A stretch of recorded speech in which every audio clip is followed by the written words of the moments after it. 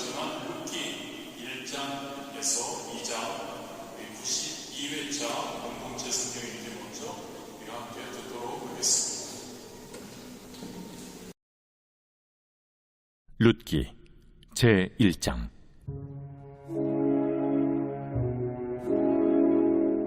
사사들이 치리하던 때에 그 땅에 흉년이 되니라. 유다 베들레헴의 한 사람이 그의 아내와 두 아들을 데리고 모압 지방에 가서 거류하였는데, 그 사람의 이름은 엘리멜렉이요 그의 아내의 이름은 나오미요 그의 두 아들의 이름은 말론과 기론이니 유다 베들레헴 에브랏 사람들이더라. 그들이 모압 지방에 들어가서 거기 살더니 나오미의 남편 엘리멜렉이 죽고 나오미와 그의 두 아들이 남았으며, 그들은 모압 여자 중에서 그들의 아내를 맞이하였는데 하나의 이름은 오르바요 하나의 이름은 룻이더라. 그들이 거기 거주한 지 10년쯤에 말론과 기론 두 사람이 다 죽고 그 여인은 두 아들과 남편의 뒤에 남았더라. 그 여인이 모압 지방에서 여호와께서 자기 백성을 돌보시사 그들에게 양식을 주셨다 함을 듣고 이에 두 며느리와 함께 일어나 모압 지방에서 돌아오려 하여 있던 곳에서 나오고, 두 며느리도 그와 함께하여 유다 땅으로 돌아오려고 길을 가다가 나오미가 두 며느리에게 이르되, 너희는 각기 너희 어머니의 집으로 돌아가라. 너희가 죽은 자들과 나를 선대한 것 같이 여호와께서 너희를 선대하시기를 원하며, 여호와께서 너희에게 허락하사 각기 남편의 집에서 위로를 받게 하시기를 원하노라 하고 그들에게 입맞춤에 그들이 소리를 높여 울며 나오미에게 이르되, 아니니이다. 우리는 어머니와 함께 어머니의 백성에게로 돌아가겠나이다. 내 딸들아, 돌아가라. 너희가 어찌 나와 함께 가려느냐? 내 태중에 너희의 남편들 아들들이 아직 있느냐? 내 딸들아, 되돌아가라. 나는 늙었으니 남편을 두지 못할지라. 가령 내가 소망이 있다고 말한다든지 오늘 밤에 남편을 두어 아들들을 낳는다 하더라도 너희가 어찌 그들이 자라기를 기다리겠으며 어찌 남편 없이 지내겠다고 결심하겠느냐? 내 딸들아, 그렇지 아니하니라. 여호와의 손이 나를 치셨으므로 나는 너희로 말미암아 더욱 마음이 아프도다.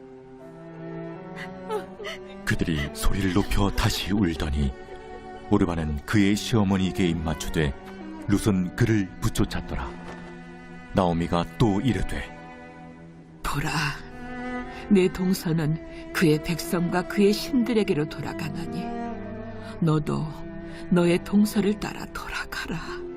하니 룻이 이르되, 내게 어머니를 떠나며 어머니를 따르지 말고 돌아가라 강건하지 마옵소서.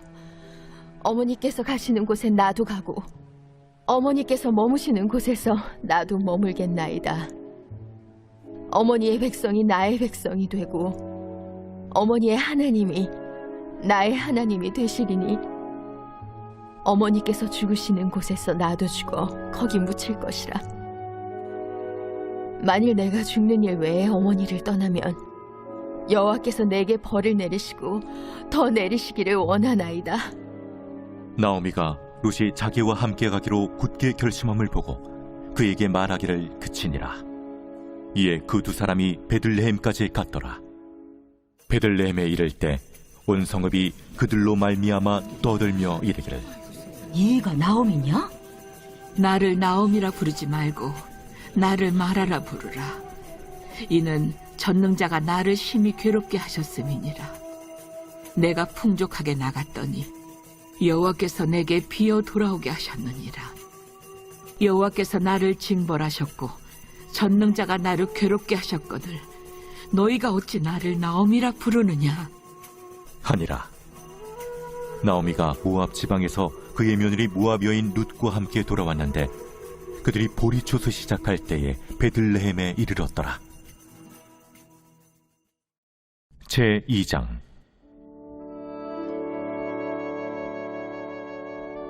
나오미의 남편 엘리멜렉의 친족으로 유력한 자가 있으니 그의 이름은 보아스더라. 모압 여인 룻이 나오미에게 이르되 원하건대 내가 밭으로 가서 내가 누구에게 은혜를 입으면 그를 따라서 이삭을 줍겠나이다. 하니 나오미가 그에게 이르되 내 딸아 갈치오다. 룻이 가서 베는 자를 따라 밭에서 이삭을 줍는데 우연히 엘리멜렉의 친족 보아스에게 속한 밭에 이르렀더라. 마침 보아스가 베들레헴에서부터 와서 베는 자들에게 이르되 여호와께서 너희와 함께 하시기를 원하노라. 여호와께서 당신에게 복 주시기를 원하나이다. 하니라. 보아스가 베는 자들을 거느린 사환에게 이르되 이는 누구의 소녀냐?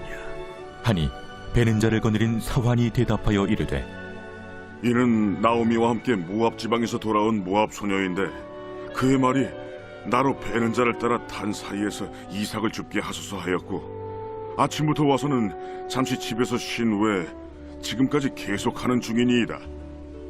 보아스가 룻에게 이르되 내 딸아 들으라. 이삭을 주우러 다른 밭으로 가지 말며 여기서 떠나지 말고 나의 소녀들과 함께 있으라. 그들이 베는 밭을 보고 그들을 따르라. 내가 그 소년들에게 명령하여 너를 건드리지 말라 하였느니라. 목이 마르거든 그릇에 가서 소년들이 길어온 것을 마실지니라. 하는지라. 룻이 엎드려 얼굴을 땅에 대고 절하며 그에게 이르되 나는 이방 여인이거늘 당신이 어찌하여 내게 은혜를 베푸시며 나를 돌보시나이까. 하니 보아스가 그에게 대답하여 이르되 내 남편이 죽은 후로 내가 시어머니에게 행한 모든 것과 네 부모와 고국을 떠나 전에 알지 못하던 백성에게로 온 일이 내게 분명히 알려졌느니라. 여호와께서 내가 행한 일에 보답하시기를 원하며 이스라엘의 하나님 여호와께서 그의 날개 아래에 보호를 받으러 온 내게 온전한 상 주시기를 원하노라. 내 주여, 내가 당신께 은혜 입기를 원하나이다. 나는 당신의 하녀 중에 하나와도 같지 못하오나 당신이 이 하녀를 위로하시고 마음을 기쁘게 하는 말씀을 하셨나이다. 하니라. 식사할 때 보아스가 룻에게 이르되 이리로 와서 떡을 먹으며 내 떡 조각을 초에 찍으라. 룻이 곡식 빼는 자 곁에 앉으니 그가 볶은 곡식을 주매 룻이 배불리 먹고 남았더라. 룻이 이삭을 주우러 일어날 때 보아스가 자기 소년들에게 명령하여 이르되 그에게 곡식단 사이에서 줍게 하고 책망하지 말며 또 그를 위하여 곡식 다발에서 조금씩 뽑아버려서 그에게 줍게 하고 꾸짖지 말라. 하니라. 룻이 밭에서 저녁까지 줍고 그 주운 것을 떠니 우리가 한 에바쯤 되는지라. 그것을 가지고 성읍에 들어가서 시어머니에게 그 주운 것을 보이고 그가 배불리 먹고 남긴 것을 내어 시어머니에게 드리매 시어머니가 그에게 이르되 오늘 어디서 주웠느냐? 어디서 일을 하였느냐? 너를 돌본 자에게 복이 있기를 원하노라. 룻이 누구에게서 일했는지를 시어머니에게 알게 하여 이르되 오늘 일하게 한 사람의 이름은 보아스니이다. 하는지라. 나오미가 자기 며느리에게 이르되 그가 여호와로부터 복받기를 원하노라. 그가 살아있는 자와 죽은 자에게 은혜 베풀기를 그치지 아니하도다. 그 사람은 우리와 가까우니 우리 기업을 물을 자 중에 하나이니라. 하니라. 모압 여인 룻이 이르되 그가 내게 또 이르기를 내 추수를 다 마치기까지 너는 내 소년들에게 가까이 있으라 하더이다. 내 딸아, 너는 그의 소녀들과 함께 나가고 다른 밭에서 사람을 만나지 아니하는 것이 좋으니라. 이에 룻이 보아스의 소녀들에게 가까이 있어서 보리추수와 밀추수를 마치기까지 이삭을 주우며 그의 시어머니와 함께 거주하니라.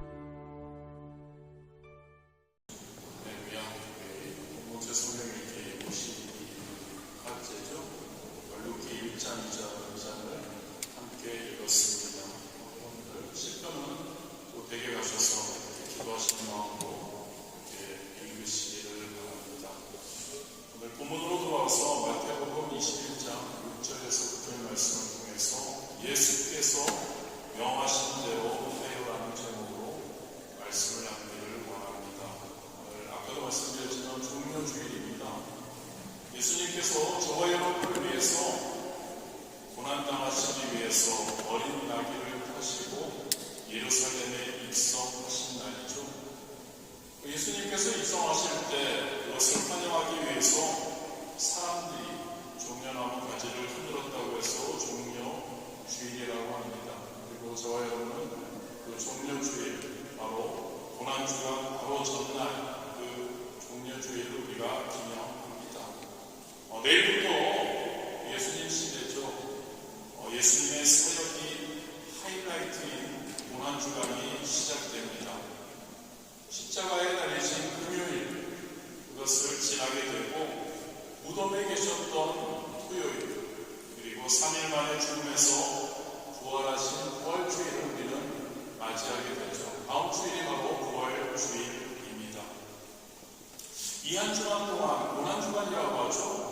이 한 주간 동안 우리는 먼저 예수님께서 저와 여러분의 주님이신, 저와 여러분을 구원하신 우리 예수님께서 십자가의 길을 걸어가 주심에 감사할 수 있었으면 좋겠습니다.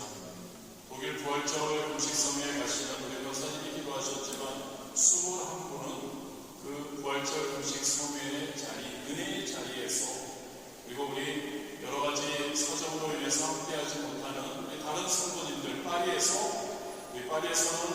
우리 그 프랑스 교회 협회 그 주관으로 고난주간 특별 새벽 기도회가 있습니다. 함께 하시면서 우리 고난주간을, 우리 예수님의 우리를 위해 고난받으심을 우리가 생각하면서 우리 예수님이 앞서가신 그 십자가의 길을 우리도 한번 365일 중에 일주일이지만 우리도 함께 이렇게 지냈으면 좋겠습니다. 할렐루야. 고난주간이 얼마나 365일 50여 주 동안에서 가장 우리에게, 우리 예수님과 예수님의 그 고난받으심을 매 일일마다 그거를 생각하면서 우리도 묵상하며 그 일주일 동안 예수님을, 그 십자가를 우리가 체험할 수 있는 거죠. 위에서 여러분들에게 들어오실 때 고난주간 묵상집을 이렇게 나눠드렸습니다. 매일매일 우리가 함께 읽으며 우리가 함께 예수님의 그 날 행적을 생각하며 우리가 묵상하며 예수님을 쫓아가는 그러한 귀한 시간이 되었으면 좋겠습니다. 오늘 본문으로 돌아와서요, 예수님이 예루살렘 입성 사건입니다. 성도인 저와 여러분은 누구여야 하는지 이 본문을 통해서, 그리고 우리는 어떤 삶을 살아야 하는지를 한번 생각해 보았으면 좋겠습니다. 본문의 8절입니다. 그들이 겉옷을 길에 펴고 다른 이들은 나뭇가지를 베어 길에 펴고. 예수님께서 나귀에 오르십니다. 예루살렘에 입성하기 위해서요. 그리고 그분을 따르던, 그 예수님을 따르던 무리들이 보인 반응이 바로 겉옷을 길에 펴고 다른 이들은 나뭇가지를 베어 길에 폈다는 이야기이죠. 이것은 이들이 그냥 한 것이 아닙니다. 제자들이 한 것처럼 한 겁니다. 우리 7절에 보면 제자들은 나귀와 나귀 새끼를 끌고 와서 자기들의 겉옷을 그 위에 얹으며 예수께서 그 위에 타신이라고 기록하고 있죠. 우리들이 제자들이 한 것처럼 자기들의 겉옷을 벗어서 길에 핍니다. 그리고 나머지는 나뭇가지를 베어서 길에 폈다고 이야기를 하고 있죠. 예수님을 왕으로 우리들이 환호한다는 경의의 표시였던 겁니다. 이 무리들은 예수님의 제자들이 하는 것처럼 자신들도 예수님을 위대한 왕으로 환호하고 그 왕에 대한 합당한 예를 갖추었던 것입니다. 이들이 취한 이 행동, 예수님을 환호하고 그리고 그들의 옷을 벗어서 나뭇가지를 베어 예수님의 가시는 길을 이렇게 했던 거, 그들의 행동만으로 생각한다면 그들은 진짜 그리스도인처럼 보입니다. 그런데 어떤가요, 여러분? 바로 그들이 며칠 후에 예수님을 십자가에 못 박아야 한다고 외치는 핵도들로 변했다는 것을 우리는 잘 압니다. 마태복음 27장 22절 빌라도가 이르되 그러면 그리스도라 하는 예수를 내가 어떻게 하랴? 그들이 다 이르되 십자가에 못 박혀야 하겠나이다. 그렇습니다, 여러분. 이 무리들은 겉모습은 겉으로 행동하는 것은 제자들을 닮았습니다. 그러나 그들이 이렇게 변했다고 며칠 후에 그들이 예수님을 십자가에 못 박아야 한다고 할 그러한 외침이 있었던 것은 쑥사람은 변하지가 않았기 때문입니다. 사실 여러분, 우리 신앙이라는 것은 바로 모방이라고 할 수 있습니다. 누군가를 닮아가는 것을 이야기하죠. 그래서 사도 바울은 고린도전서 11장 1절에 이렇게 이야기해 내가 그리스도를 본받는 자 된 것 같이 너희는 나를 본받는 자가 되라라고 말씀합니다. 본받는다, 즉 모방을 가리킵니다. 여러분, 누구든지 사도 바울의 신앙을 모방할 수만 있다면 그 사람은 우리가 추구하는 하나님을 기쁘시게 이웃을 기쁘게 하는 훌륭한 성도의 모습을 갖추게 될 겁니다. 근데 중요한 것은 이것이죠, 여러분. 외적인 것만 모방해서는 안 된다는 거죠. 무엇이 중요할 거예요, 여러분? 내면이 중요하다는 것을 기억하기를 진심으로 바랍니다. 사실 여러분, 예수님 당시에 유대 종교 지도자들은 어땠습니까? 그들은 모세를 모방했습니다. 모세처럼 율법의 목숨을 걸었죠. 그런데 외적으로만, 겉모습은 모세와 비슷했습니다. 그런데 생각하는 것이나 그들의 행동은 모세와 전혀 달랐던 것을 알 수 있습니다. 그들이 모세의 자리에 있기는 했으나 실제로는 마귀의 자식들이었던 것이죠.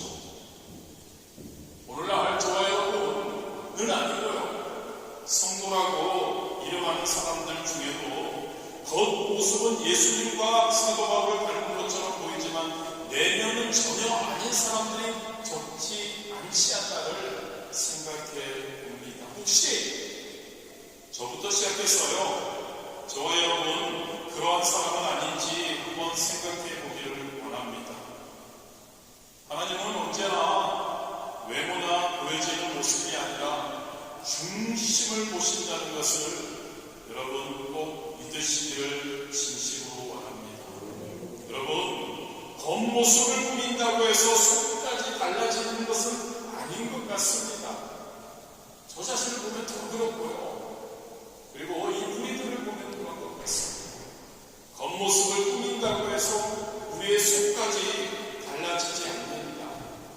그래서 저와 여러분은 무엇을 해야 할까요? 이 속이 달라지기 위해서 목도리 쳐야 할 줄 믿습니다. 예수 그리스도, 사도 바울을 닮아가려면 그러한 우리가 되어야 한다는 거죠. 우리는 새 사람으로 거듭났습니다. 그런데 이 속사람이 분명히 새 사람으로 거듭났습니다. 그런데도 이 땅에서 살고 있기에 이 속에 있는 것이 자꾸 그래서 성령 충만해야 할 것 같습니다. 할렐루야. 성령 충만할 때 성령님께서 우리의 속사람을 우리의 힘으로 할 수 없는 이러한 것을 우리 성령님께서 우리를 이끌어 주시는 예수님과 사도 바울 같이 하나님을 기쁘시게 하고 이웃을 기쁘게 하는 그러한 삶, 저와 여러분이 살 수 있게 되기를 진심으로 원합니다. 에베소서 5장 2절이죠. 그리스도께서 너희를 사랑하신 것 같이 너희도 사랑 가운데서 행하라. 그는 우리를 위하여 자신을 버리사 향기로운 제물과 희생 제물로 하나님께 드리셨느니라. 사랑, 할렐루야. 사랑을 행하는 저와 여러분이 되어야 할 줄 믿습니다. 사랑에서 인격이 변화되어야 하고, 욱하는 그 인격이 참 변화되는 거 쉽지 않은 것 같은데요. 인격이 변화되어야 하고, 그리고 우리의 삶에 열매가 맺혀지는 변화가 임하는 저와 여러분이 진짜 성도, 할렐루야. 저와 여러분이 추구하는 그러한 성도인 줄 믿습니다.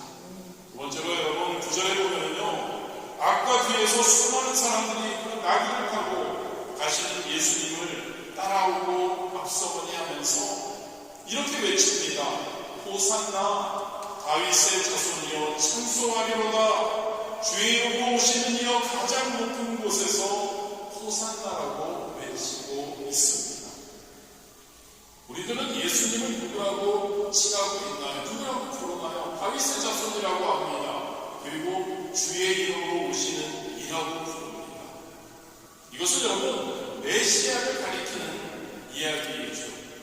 이 무리들이 군중들이 예수님을 메시아로 인정했다는 의미입니다. 다윗의 자손 주의 이름으로 오시니 나의 메시아. 그리고 호산나라는 이야기, 호산나라고 하죠. 호산나라는 말은 구해 주십시오. 지금 도와주세요라는 뜻이죠. 즉 여러분 우리들은 지금 현재 마치 고난에 처한 백성들이 자기들 왕이나 혹은 메시아 신에게 도움을 취하는 똑같은 태도를 지금 현재 취하고 있는 겁니다. 예수님을 자신들이 기다리던 메시아, 우리를 구원해 주실 분, 우리의 왕이신 분으로 환영했던 것이죠. 이 무리들은 어떤가요, 여러분?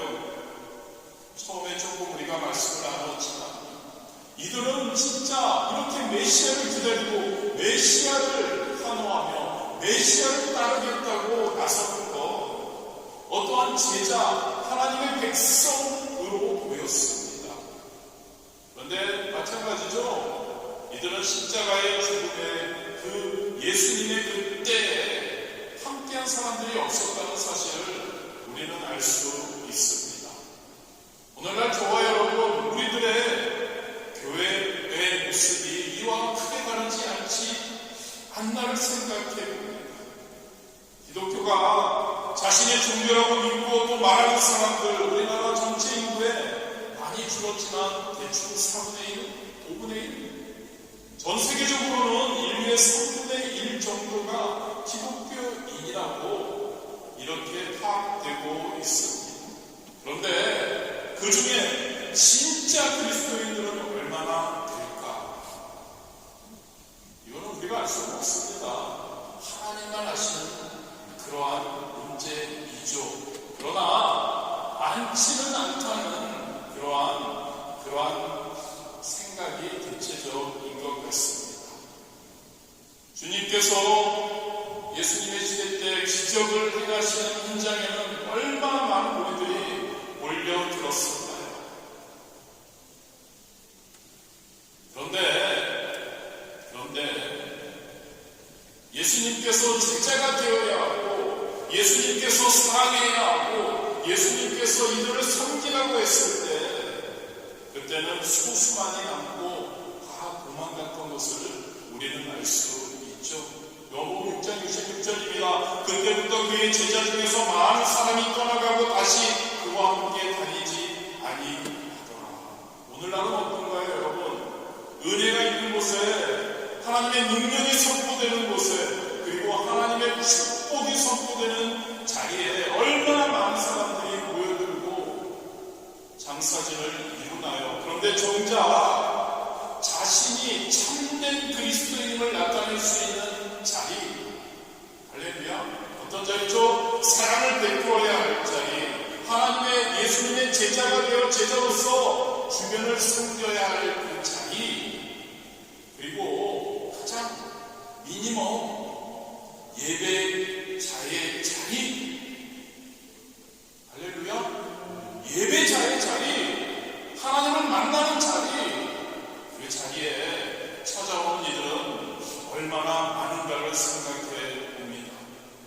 많은 그리스도인들이, 아니 많은 기독교인이라고 하겠습니다. 그리스도인은 다음에 말합니다. 많은 기독교인들이 예수님과 함께 영광받기를 원하면서도 그 동일한 예수님과 함께 하는 것, 할렐루야, 예배의 자리, 그리고 예수님의 사랑이 전해지는, 그리고 예수님의 십자가를 함께 지고 가는 그 동참하는 삶, 그거는 과연 얼마나 좋아하고 있느냐는 이야기죠. 여러분, 누구든지 예수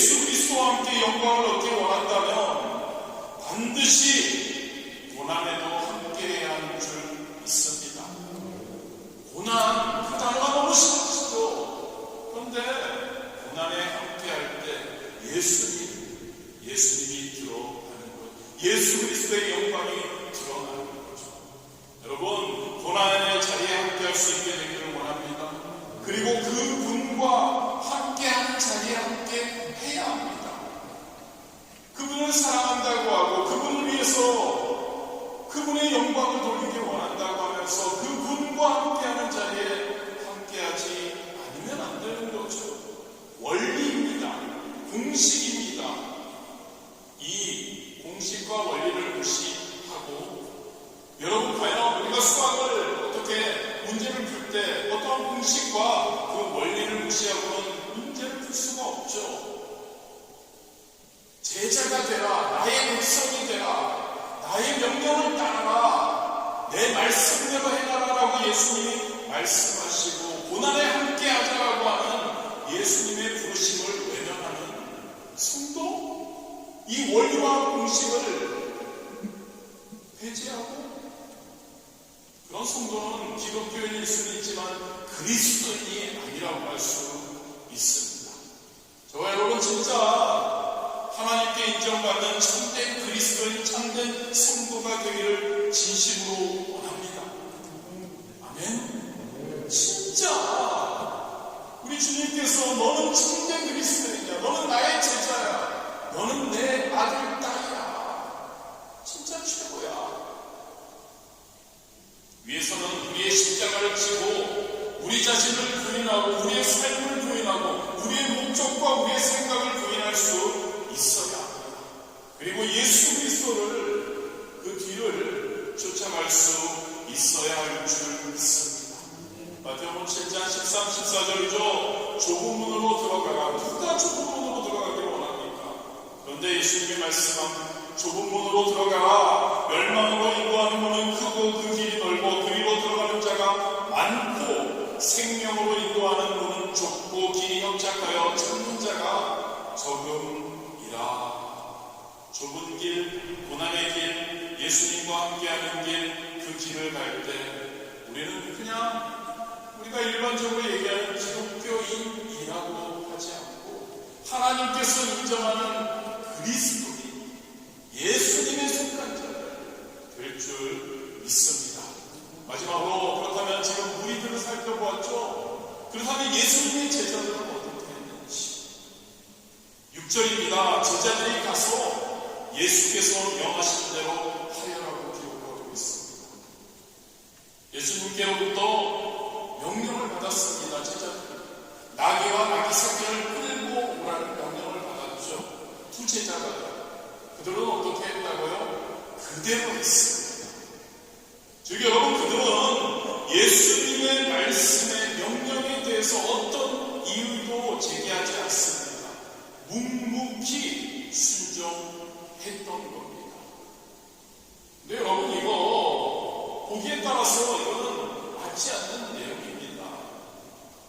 그냥 있는 누구에게 소속되어 있는 누구에게 돼 있는 그 나귀와 나귀를 그냥 끌고 오라는 거 받아들이기가 쉽지 않았을 겁니다. 불순종할 수도 있었죠, 이 제자들. 그런데 그들은 자신들의 생각을 접어둡니다. 그리고 예수님에 대한 순종을 그들은 택했죠. 저와 여러분 성도가 진짜 하나님이 기뻐하시고 하나님이 원하시는 그리스도인인 성도가 되기를 원한다면 우리 예수님의 말씀, 예수님이 우리에게 명하시는 것을 어떻게 대해야 하는지에 대한 태도, 바로 이 제자들의 태도라고 생각할 수 있습니다. 예수님께서 저와 여러분에게 주신 명령이 무엇이든지 그것에 대해서 우리가 분석하거나 가능성 혹은 합리성 등을 따지려고 해서는 안 된다는 거죠. 할렐루야? 그런데 주님의 그 명령이 시험 가능성이 전혀 없어 보일 수도 있습니다. 그럼에도 불구하고 합리성, 가능성, 실현성 등 그 모든 것 따지려고 하는 것이 아니라 묵묵히 순종하는 그 모습이 바로 믿는 자, 할렐루야, 믿는 자의 태도인 줄 믿습니다. 믿는다는 것이 무엇이라고요, 여러분? 믿을 수 있는 것은, 믿는 것은 그게 과연 믿음이라고 할 수 있을까요? 절대 인간적인 생각으로 믿을 수 없는데도 불구하고 우리 주님이신 예수님께서 명령하십니까? 나의 생각으로는 아니지만 하나님이 명령하시니까 이 하나님의 말씀이 나에게 하라고 하니까 아멘하고 믿고 하는 것, 바로 믿음인 줄 믿습니다. 여러분, 우리 주님께서는요, 이것도 너무나 감사한 것 같습니다.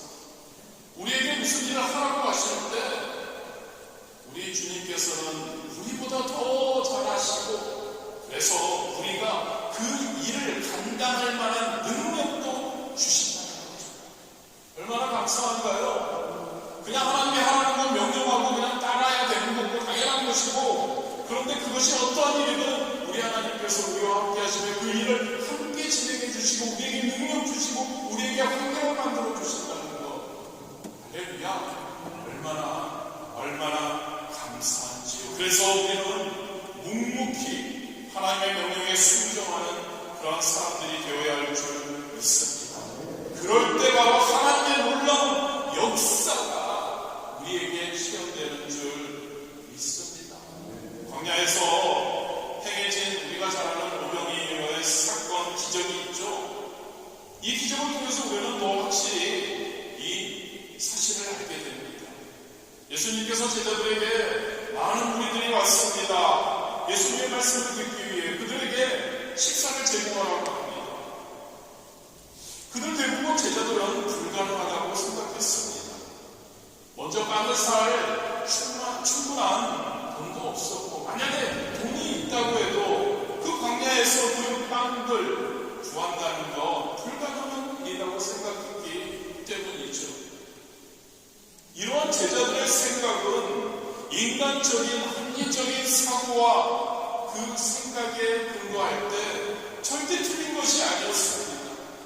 여자와 아이들을 빼고 5,000명이나 되었습니다. 갑자기 그 많은 사람들 위해서 양식을, 떡과 어떤 음료수, 포도주겠죠?를 준비한다는 건 불가능하다고 보였을 겁니다. 하지만 여러분, 이것은 예수님에 대한 믿음이 없이 순전히 인간적인 생각과 관점에서 내린 결론일 뿐이라는 것을 우리는 압니다. 이러한 일이, 불가능한 일이 바로 예수님과 관련되어지면, 할렐루야, 상황은, 결과는 전혀 달라진다는 거죠. 빌립보서 4장 13절에 사도 바울의 외침입니다. 내게 능력 주시는 자 안에서 내가 모든 것을 할 수 있다. 할렐루야. 우리가 하나님 우리에게 능력 주셔서 우리가 어떤 불가능한 것들을 다 할 수 있다는 말만이 아니죠. 우리가 처한 상황 가운데서 그 어떤 환경에서도 우리 하나님께서 능력 주셔서 그 환경 가운데서도 우리는 하나님의 뜻을 이루어갈 수 있다. 하나님의 역사를 체험할 수 있다. 바로 사도 바울의 외침, 저와 여러분의 외침이어야 할 줄 믿습니다. 인간적인 계산으로는 도저히 불가능하게 여겨지는 것들이 우리의 삶 가운데 많이 있습니다. 그러나 우리 주님께서 우리와 함께 하실 때 그 모든 것이 충분히 가능하게 되는 줄 믿습니다. 장정만에도 5,000명, 그 광야의 수많은 사람들, 그들을 먹이기 위해서 제자들이 필요했던 것이 무엇이었나요? 그들이 준비된 것이 무엇이었나요? 보리떡 5개, 물고기 2마리. 그런데 예수님의 말씀을 따라서 믿음으로 순종했을 때 보리떡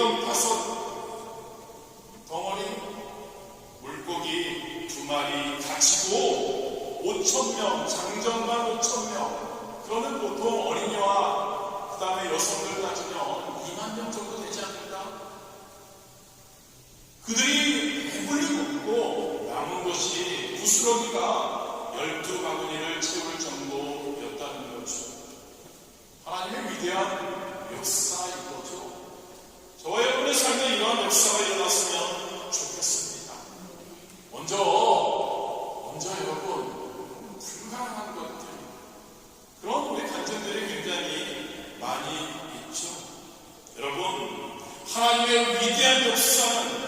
묵묵히 저와 여러분의 순종하는 믿음을 통해서 나타남을 믿으시기를 바랍니다.